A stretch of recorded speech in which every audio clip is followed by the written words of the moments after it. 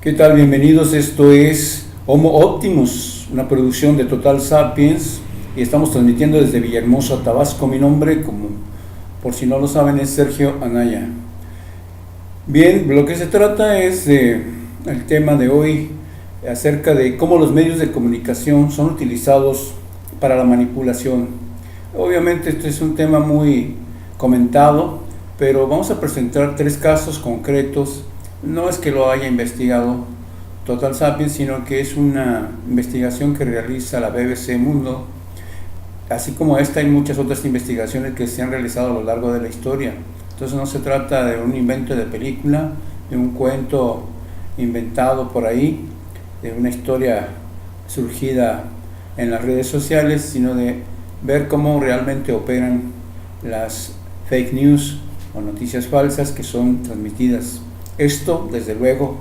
con motivo de las mentiras que se hicieron no solo durante el debate reciente de los candidatos presidenciales, sino sobre todo por el seguimiento que le han dado los medios de comunicación nacionales, sobre todo,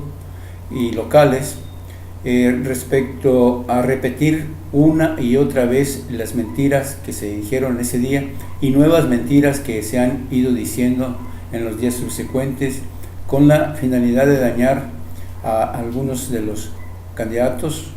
unos a otros, pero principalmente al candidato de Morena.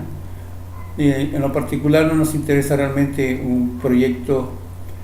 político determinado, sino que ustedes tengan los elementos para juzgar la realidad y, de acuerdo a su propio criterio, tomen sus decisiones, pero no influenciados por mentiras o por el hecho de que son repetidas de una y otro día y otro día, para que ustedes no puedan tener un pensamiento más libre. Bien, en cuestión de las noticias que fueron inventadas y que trajeron consecuencias para los países, para la gente de esos países, fueron, número uno, la historia del niño crucificado en Ucrania, la historia de la niña de Kuwait y la invasión de Irak en Irak, difundida ampliamente en Estados Unidos, y las fotos falsas de las crisis de los Rohingya en Indonesia. Bien, respecto al primer tema, el niño crucificado en Ucrania, es algo que favoreció los intereses rusos y se suponía que era una personalidad ucraniana, por decirlo de una manera muy actual y muy regional respecto a México, era una ciudadana independiente. Sucede que esta ciudadana independiente contó que las tropas ucranianas habían crucificado a un niño y durante más de una hora ese niño se había desangrado hasta que finalmente murió, y después fueron por la madre. Desde luego esta historia ha favorecido los intereses de los rusos, quienes posteriormente, al declarar la guerra, tuvieron razones para intervenir, humanitarias entre comillas, y apoderarse de una parte del territorio ucraniano gracias a las personas de ese mismo país que tienen inclinaciones a favor de la nación rusa y no hacia Occidente. Esta historia fue también una de las causas, uno de los motivos que impulsó a esos independentistas a buscar la guerra como opción y separarse de Ucrania. Como pueden ver, no es cualquier cosa, tiene efectos y efectos muy negativos. El segundo caso, el de la niña de Kuwait y la invasión de Irak, se decía, surgió la narrativa de una menor de edad también, que supuestamente decía que ayudaba como voluntaria en un hospital y que los soldados iraquíes, al entrar a Kuwait, al invadir Kuwait, llegaron a un hospital y quitaron a los bebés que estaban siendo habilitados, atendidos en el hospital, y los dejaron tirados en el suelo hasta que murieron de frío. Bien, esta historia supuestamente de esta niña resultó totalmente falsa también, porque, como la anterior, porque esta menor en cuestión resultó ser la hija de un embajador de Kuwait en Estados Unidos, o sea que no tenía nada que ver con la invasión porque ya estaba en territorio estadounidense, y hicieron que contara esta historia para favorecer la opinión de ir a la guerra. Antes de que la historia fuera conocida y repetida infinidad de veces, la división acerca de ir o no a la guerra en Irak, tanto en la sociedad como en las autoridades estadounidenses, sobre todo en el Congreso, en el Senado de Estados Unidos, que es el que define si entran o no a una guerra,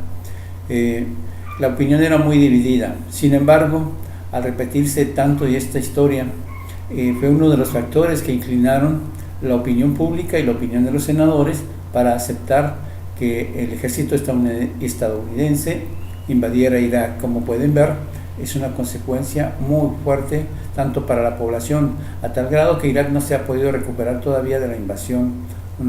estadounidense que derrocó al presidente de aquel país en ese entonces, Saddam Hussein, quien murió además asesinado. Pero el problema mayor ha sido para la población, que todavía no ha podido ver regularizada su vida. La tercera nota de la que podemos hablar, que está en este reportaje de la BBC Mundo, es la de las fotos falsas en las crisis de los Rohingya. Como ustedes saben, los Rohingya es una minoría que habita en Indonesia y que fue reprimida por las autoridades. Entonces,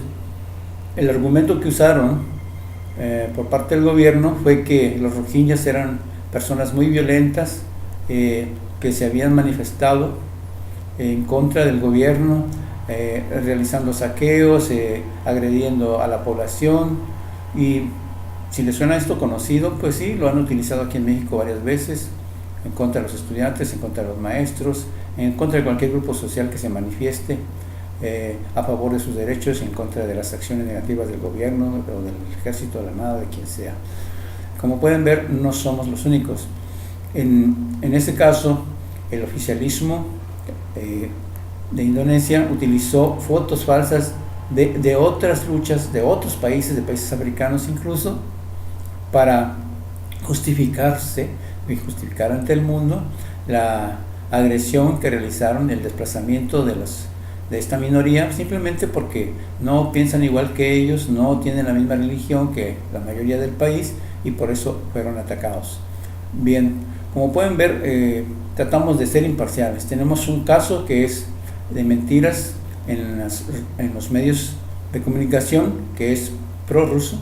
es decir, que se favoreció a los intereses de ese país. Tenemos otra nota que es de la línea de Kuwait, que es pro Estados Unidos, que fue utilizada por los estadounidenses para poder invadir otro país también. Y también tenemos el caso de la crisis de los Rohingya, en donde es el oficialismo el que utiliza contra un grupo minoritario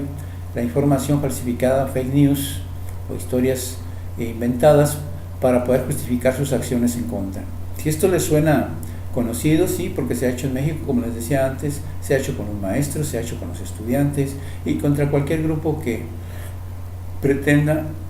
contradecir lo que determina la autoridad. Entonces, si tenemos un gobierno autoritarista que además nos ha llevado a la crisis económica a millones de mexicanos, estamos hablando de más de 50 millones de mexicanos en crisis, hay ahora,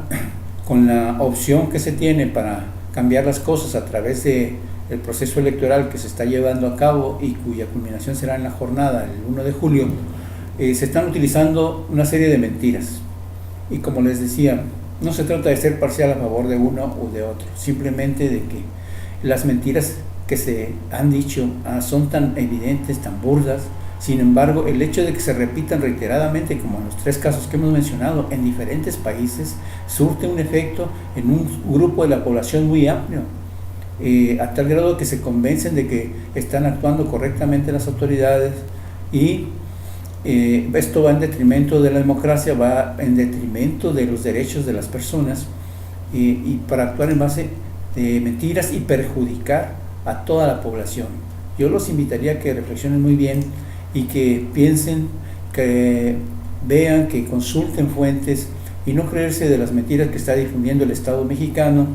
en contra de los candidatos. Y López Obrador no es el único candidato que ha sido atacado, el caso de